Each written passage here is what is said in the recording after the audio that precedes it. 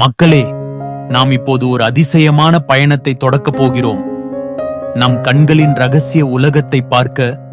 ஆமாம், விழி என்பது வெறும் பார்வைக்கு மட்டுமல்ல, அது ஒரு மந்திர உலகம் போல் செயல்படுகிறது. ஒரு நாள் ஒரு சிறிய பையன், கண்ணாடி அணிந்த ஒரு ஆர்வமுள்ள பையன், விழி ராஜ்யத்தின் வாசலை தற்செயலாக தாண்டி உள்ளே நுழைகிறான். அங்கு ஒளியின் பாதை ஒரு வண்ண ஓடையாக வட்டமடித்துக் கொண்டு செல்கிறது. அந்த ஓடையின் வழியே பையன் பயணிக்கிறான். முதலில் அவன் அடைகிறான் முடிச்சு போலான கார்னியா அரண்மனைக்கு. இங்கே ஒலி அலைகள் மெதுவாக சீரமைக்கப்படுகின்றன. அடுத்ததாக கண்ணின் மாணிக்க கோபுரம், லென்ஸ் கோபுரம் தோன்றுகிறது. இது நம் பார்வையை நன்றாக மையப்படுத்தும் மாயக்கருவி. ஆனால் அந்த கோபுரத்தில் சற்றே குழப்பம் இருந்தது. மிக அதிக நேரம் தொலைபேசியில் பார்த்ததால் லென்ஸ் குறைந்த அளவில் சுழலத் தொடங்கியது. பொதுவாக அது அருகிலும் தூரத்திலும் உள்ளதை தெளிவாக காட்டும். ஆனால் இப்போது அது சோர்வடைந்தது.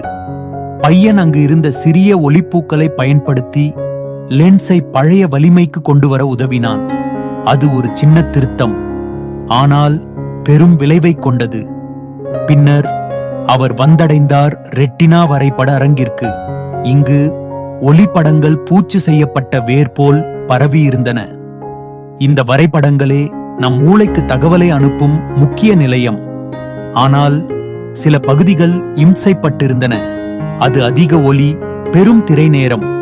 இதனால் அந்த புகைப்படங்கள் தெளிவில்லாமல் மங்கலாகிவிட்டன. அதை திருத்த பையன் ஒவ்வொரு பகுதியையும் மெதுவாக தூவி சுத்தம் செய்தான். கண்களில் இடைவேளை கொடுக்க வேண்டியது அவசியம் என்பதை அவன் உணர்ந்தான். பயணம் முடிவடைகிறது. பையன் விழிக்குள்ளிருந்து வெளியே வருகிறது. இந்த மாய பயணம் அவனுக்கு ஒரு பெரிய பாடமாக மாறியது. கண்கள் நம் நண்பர்கள். அவை ஒளியையும் வண்ணங்களையும் உலக அழகையும் நமக்கு காண்பிக்கின்றன. ஆனால் அவற்றுக்கும் ஓய்வு தேவை, பாதுகாப்பு தேவை. தொலைபேசியில் அல்லது டிவியில் அதிக நேரம் செலவழிக்காமல் கண்களுக்கு ஓய்வளிப்போம்.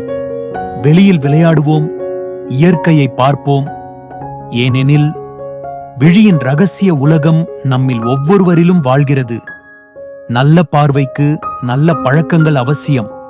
பார்வையை பாதுகாப்போம், ஒளிமிக்க நாளை உருவாக்குவோம்.